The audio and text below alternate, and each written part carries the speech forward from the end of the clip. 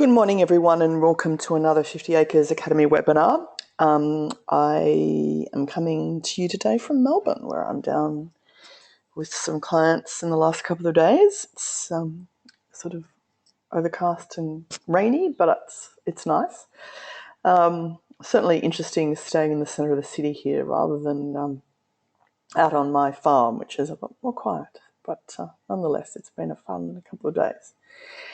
So today we are talking about distraction, which has been a really big topic at a lot of the conferences that I've been going to in recent months. I'm sure it's something that you may have come across. I'm sure you've come across it on a personal level in terms of battling for your own ability to stay focused and remain attentive to the tasks that you're doing.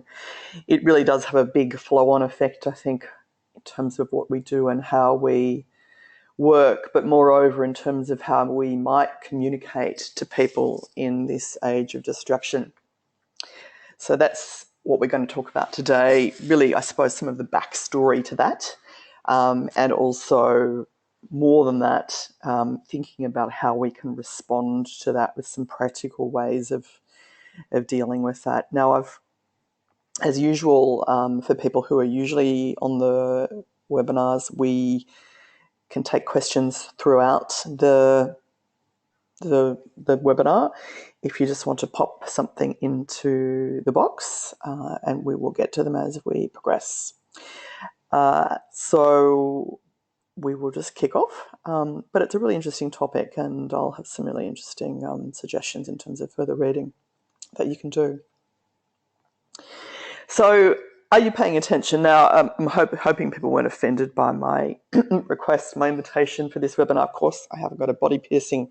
For any of you that know me, I'm far too old for that, and it's far too painful. I fainted when I got my ears pierced when I was 18, so I'm really not about to do that now, but it was just a way, I suppose, of thinking, what do we actually need to do these days to get people's attention? Do we need to do something really out there?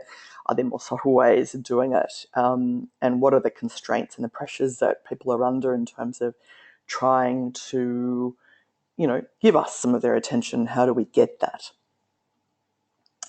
So, as we've detailed in the invitation, it's always been, and it falls to brands, organisations, not-for-profits, companies, to find really compelling ways to earn the attention of your consumers, people who you want to engage with you for whatever reason.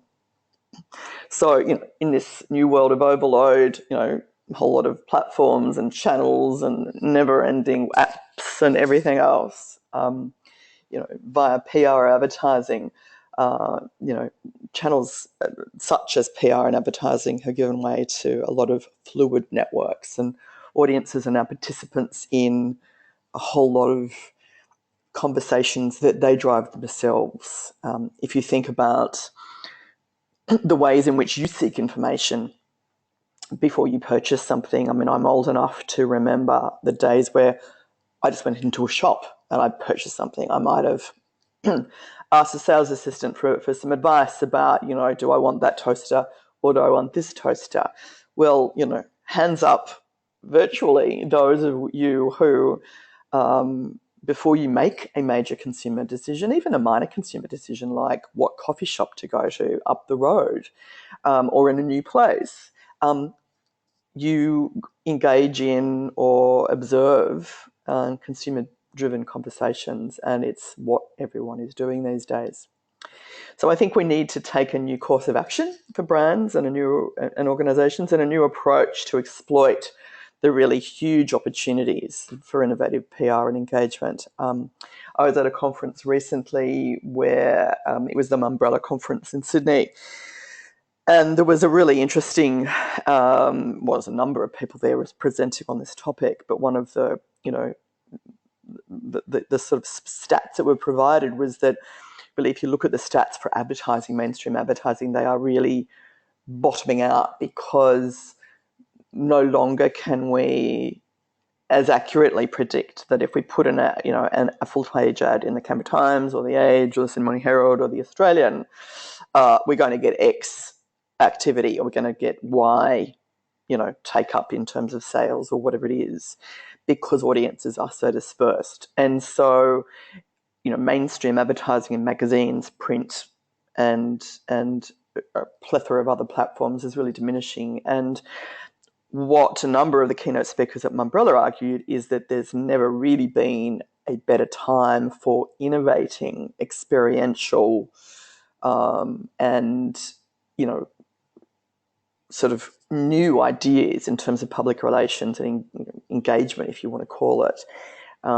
If you can think of a way of engaging someone, in some other meaningful way, sometimes that will produce a desired result in terms of those conversations, in terms of influences, and in a whole range of ways that we haven't even really exploited as well as we could. And just a sort of slight sidetrack before we get sort of into this, some of you may have read Laura Tingle's piece in the monthly magazine just in the last week or two, and she sort of touches on this in a political standpoint, and I think it's the same thing, and I've talked about this before, about how this stuff washes over into the political environment. And the point that she made, and again, I'll say I'm old enough to remember a time where we had governments elected for 2 terms at least, and often into a third term, and that was pretty normal. But nowadays, because of this issue, because of the fact that our electorates are sort of pressured and aren't focused, and indeed our journalists are the same and reflecting these sorts of priorities. We have it's very, very, very commonplace now that we have prime ministers who are challenged midterm, and in fact, the point that Laura makes is, there's not often, we're almost thinking poll to poll if the prime minister will be challenged. We're talking fortnight to fortnight. So these pressures of attention and fluid networks and focus is really flowing across into the political landscape as well. So we're not alone in terms of trying to work out how to solve this. Not sure that we'll do it today, but at least we can give it some thought. So, I suppose one of the things I wanted to start off by saying is, the digital age requires new ways of behaving and new ways of gaining people's attention. Value is really attached to attention, and it comes from its scarcity. If you can think about, it's very common for someone to say, when they phone you, "Are you crazy busy?" I'm old enough again to say I can't remember people saying that to me 15 years ago. The crazy busy thing comes from the fact that we often have multiple screens open, maybe a couple of computers. We have our phone on next to us. We put it on silent if we, or airplane mode if we really want to do some work for 5 minutes. There are so many different ways of demanding our attention and our focus, and it is scarce. It's a scarce commodity. So nothing is really more rare than focused attention. If you think about, I'm not sure you as individuals, but, hands up virtually if you aren't reading as many books as you might have done 10 or 15 years ago. Again, it's one of the things I often ask to people when I talk to them. What's the first thing you do before you get out of bed? Grab your phone. What's the last thing that you do often before you go to sleep? Put your phone down. It is all those things that are coming into play that is demanding our attention, and the focused attention is a very rare commodity. So, let's think about a potted history of attention. And it is interesting. And as I, referred back a minute ago, it was commonplace for governments to get elected 2 and possibly 3 terms, and they'd consolidate things in the middle term, and they'd then watch their backs in the third term. In the same way, we've dealt in the same pressures and the same transition in terms of advertising and media. So earlier media entrepreneurs, if you want to call them that, initially developed radio stations to help sell radios. Funny that, but there you go. The content of radio was advertising, and manufacturers sponsored radio and then later TV shows when TV came on board. So then came the interruptive spot advertising in the new form of 30-second sponsorships. It's a bit like, the advertorial TV that, you can sit and watch if you're really bored. Then, as we have now, when technology changes, advertising does as well. Today's digital technology allows consumers to save shows, to skip ads, produce independent content, and post it for free on the internet. It's amazing what we can do. It doesn't stop. You can now submit and edit a film into a film festival that's produced entirely on your phone. It's, as we all know it, there is so many different things that we can do and engage with digitally and online. A media environment once defined by scarce outlets, used to be the fact when I first started in PR, you'd have a media list. It would be a fax list, and some of you online may not remember faxes, but I do. And you'd have a print list, you'd have a radio list, and you'd have a TV list. That was it. It wasn't that complicated. And now you've got to think about a whole bunch of stuff. You've got to think about influencers. You've got to think about online. You've got to think about the print editions of the online editions of the print, and how they relate with each other. You've got to think about radio. You've got to think about all of them because they all are doing stuff all the time. Their deadlines are no longer, you want to embargo something for midnight. Well, that's sort of irrelevant these days, really. It just doesn't work in the same way that it used to do. So, a media environment that, was once defined as scarce is now, we're now inundated with so many different options. And it really inundates us, it inundates stakeholders, it inundates the choices that we make. Today's most valuable resource is attention. Advertising is the business of capturing and selling that attention. So, right here, right now, well, what are we doing at the moment? We live in an attention-based economy. This is an American fact, but it's interesting. An average American spends more than 10 hours a day viewing different media. It might be online, it might be on your phone, it might be wherever, according to a Nielsen poll recently in the last 12 months. The human capacity to apply concentration to a chosen subject and our ability to understand things in detail is being significantly challenged. You don't need to be told that. Media outlets, brands, not-for-profits, individuals, all of us, or anything that wishes to be truly seen and heard, must endeavour to cultivate what I would really argue is in-depth focus in order to stand out. So, there's lots and lots of distractions. We all know that. We now live in a state of constant multitasking and multi-screening. Hands up if you often have multiple screens on the go. Who sits and watches television and does nothing else? Not many people. You often will have your phone or an iPad or a computer, or you might do knitting, but not many people just do one thing anymore. I think the multitasking time is really with us. Switching between activities makes us 40% less productive, and multi-screening lowers your IQ more than smoking marijuana, according to something that I read yesterday.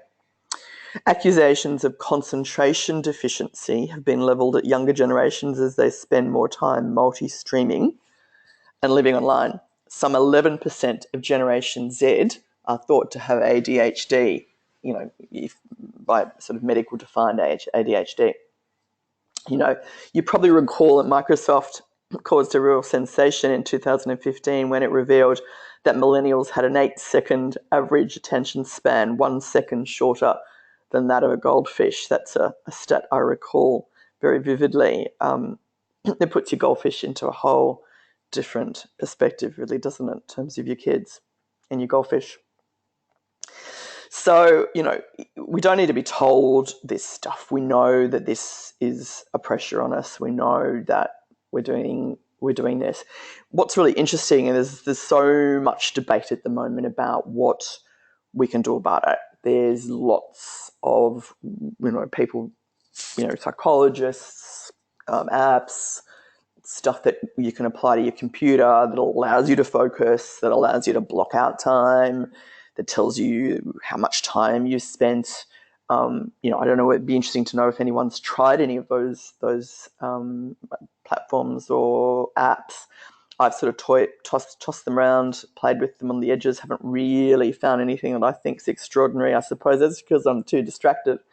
But it is something that is really being developed at the moment, as I think the market realizes that we've got to bring this stuff back into some sort of control and check. So, what's really interesting now, I think, is, what's called persuasive technology. The technology world's clickbait mentality applies not only to headlines, but also to the architecture and appeal of every app. So, Silicon Valley designers have applied the science of persuasion to digital design with no concern for psychological costs. I was listening to a podcast a few weeks ago, and I'll get you the details while I'm talking, about, it was the Google ethicist, actually, or former Google ethicist, it was fantastic, talking about precisely this, the ethical nature of, how we construct our engagement, what we do, and how do we make it ethical. I'll tell you who it is. It is.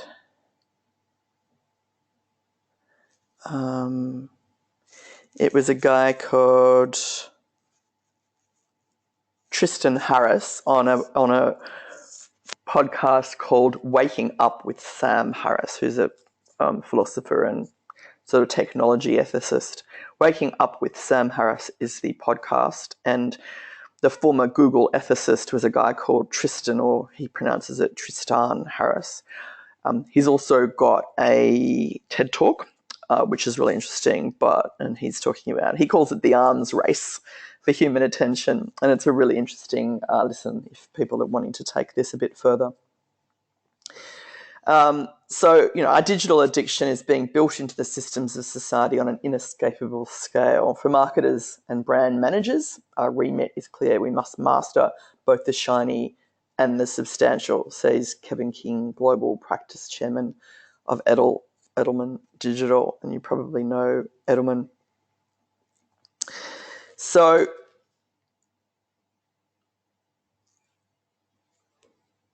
the thing that what's really interesting, and I'm sure some of you have heard about this, is the desire for content now to go quiet. In some respects, I think it's a reflection of the fact that there is too much noise on in the background. Brands and institutions are using silence as a tool to help their audience focus. More than 100 million hours of video content are viewed each day on Facebook. Tellingly, Facebook found that moving images only took off in the past year after the social network optimized video for viewing without sound, which is really interesting. I'm sure many of you know that, when you're scrolling through various platforms, the stuff will start playing and you can't hear it. You have to actually optimize it to make it, you have to ask it to play the sound. Facebook is now reporting that 85% of videos played online are now viewed without turning the sound on, which brings us back to the point that I made, I think, in a recent webinar, which is that you absolutely have to make a video stand on its own feet without sound, which is a really hard thing to do. And you've got to capture people in the first couple of seconds when you're using stuff online in that way. So, quick glance solutions and design, that's the other thing that I think people are wanting, because we've got our attention is being torn in lots of different directions. Designers are now tailoring their typography, layouts and content to how we now consider scanning to be reading as a culture suffering from focus deficit sets in.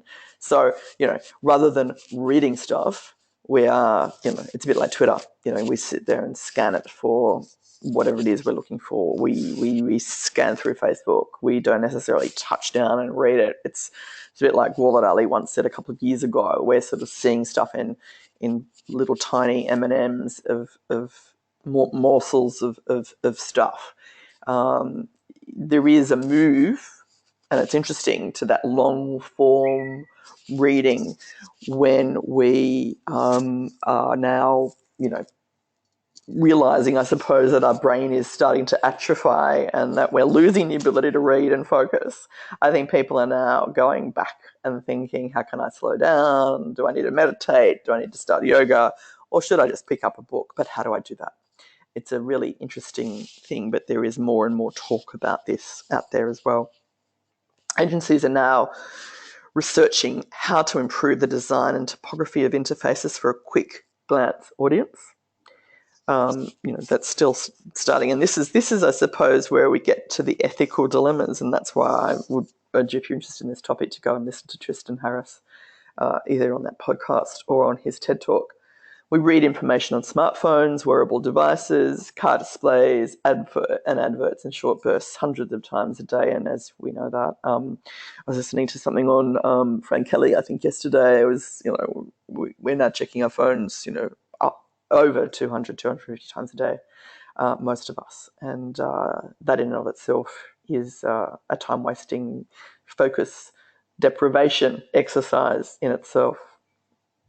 And we all know why we do it. We do it because we think we're going to get the dopamine hit of another message or an update on Facebook, or someone's liked us on Instagram, or we won't miss that news story about Donald Trump or whatever else that we're interested in. It's about that stimulus that we're craving, and it's one of the things that Tristan Harris talks about really, really well in that webinar. In the podcast, which I would urge you to go and listen to. So the post-roll strategies, and by that what I'm meaning is, when stuff rolls, when you're on a video and it just rolls without you asking it to. Communication strategies are being rethought, with marketers aiming for deeper engagement with consumers rather than merely counting likes and clicks. Companies including Nike and Sainsbury's have given over creative control to their collaborators, releasing captivating ads disguised as music videos.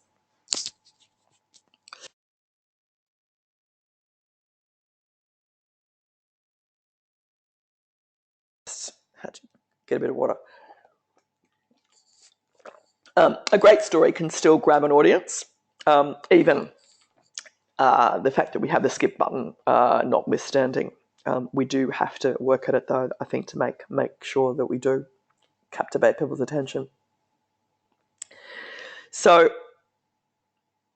the future, well, I think it's an interesting one that we're facing, and I'm just looking whether there's any questions. Sorry, not so far. The brands, as brands think about focus around everything they do, they will now have to consider how to capture people's attention responsibly, which is where I'm coming back to Tristan Harris. He really is seen as the sort of guru on this stuff. He's established a foundation whose name escapes me, which is about ethical, responsible online engagement. And if that's something that you're wanting to explore, I would urge you to go and follow that rabbit down a rabbit hole and look up Tristan Harris and his foundation. For all the fear and job-stealing potential of artificial intelligence, and we all know that it's around the corner. Every time I turn on the TV, on ABC 24 or wherever it is, it's the story about driverless cars. I know Uber and I think it's Amazon are competing for various various technology and patents and things in the US. So it's very, very active, and it's real, and it's coming. I do think that AI will enable us to work like humans again, probably. People will spend less time being distracted by keeping things running. opening up space for us to apply focus to a finite number of tasks. If you think about, if we can drive to work and someone's driving us, well, that opens up some time for us to do something else. If we've got someone, vacuuming without us having to do it, again, it's about all of those automated things and how that can free us up. There's also a really interesting book that came out a couple of years ago, The World Beyond Your Head by Matthew Crawford. And there was a really good online review of this in the New Yorker. He describes the significance of walking from the main concourse of an airport into the business lounge. And, only after moving from a public space to an exclusive space at considerable cost, i.e. being a member of a lounge, do you become privileged enough to experience an ambience of serenity. He uses this example to show how, and what he says is silence is now offered as a luxury item because we have allowed our attention to be monetized. If you want yours back, you have to pay for it. And that is very true if you think about, expensive restaurants, the Qantas Lounge, the Business Lounge, the Chairman's Lounge you can only go to if you're really, really important. But, it is about the monetization of silence and the ability to focus, which is quite extraordinary and interesting. So what are some of the tools that we can use to look at trying to focus people and help in your own workplace and your own day-to-day communications and outreach? Well, the current attention deficit, I think, means that brands need to frame products and services as tools that support focus and presence. People say in the moment, if you like, for their customers. Not everyone can do that, but have a think about how you might be able to apply that sort of thinking to what you do. Minimalism can be a method to create deeper engagement as well. So reconsider minimalism as a focus solution across audio and graphics. Conviviality needs to be balanced with privacy. So, building privacy options into social spaces, including offices, if you've got an office which is open space, allowing people to be able to have some quieter spaces, and restaurants that give users the space and time to focus on what is in front of them. If you think about co-working spaces, you pay more to have your own private space in a co-working space. It sort of makes sense, but it's about thinking, there's lots of debate now about open plan offices and whether they're good or bad. There seems to be a trend going in another direction now, so it's something to explore. Well, key takeouts, and we're about to sort of move to the last few slides here. So if anyone does have any questions, please do pop them up.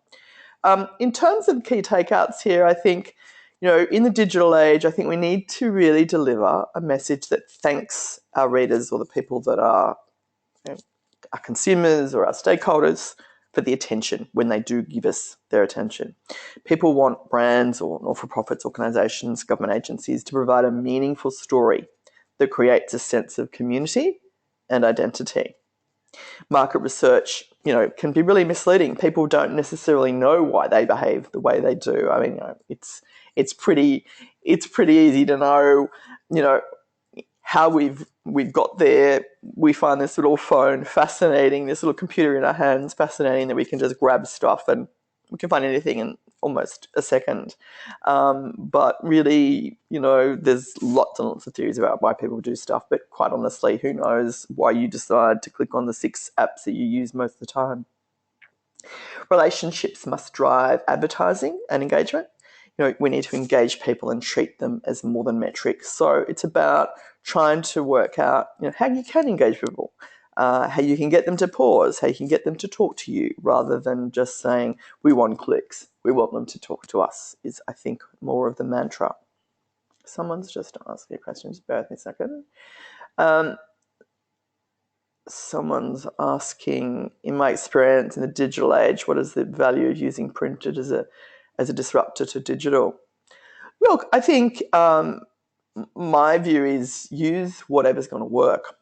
And, if you mean print as in printed newspapers, while they still are around, I think print can be definitely utilised as a sort of, depending on what you're going to do, whether you're going to advertise or whether you're trying to get some coverage, or if you're thinking about just giving stuff out. I'm not quite sure in what context, but just assuming that you're talking about print coverage, I really would recommend trying to use everything you can, and don't ignoring any platform for the moment, because I think they all have their strengths and weaknesses. And they all have different amounts of people using them at different times of the day, and different networks, different stakeholders that you may or may not need to touch upon. I'm not sure whether that's what you were trying to get me to get at. If not, just ask me another question and I'll jump in again. So, yeah, I mean, I think, my view is use whatever you can while it's happening. Obviously, we can't use every single platform. It's just too insane, and we can't resource them. But what I would say is you've got to see where people are that you want to talk to. So if you want to talk to 14-year-olds, if you're marketing to teenagers, then think about how you can use Snapchat. If you're wanting to use, a visual medium that deals with, bloggers or whatever it is, whatever niche audience, Instagram might be where you want to go.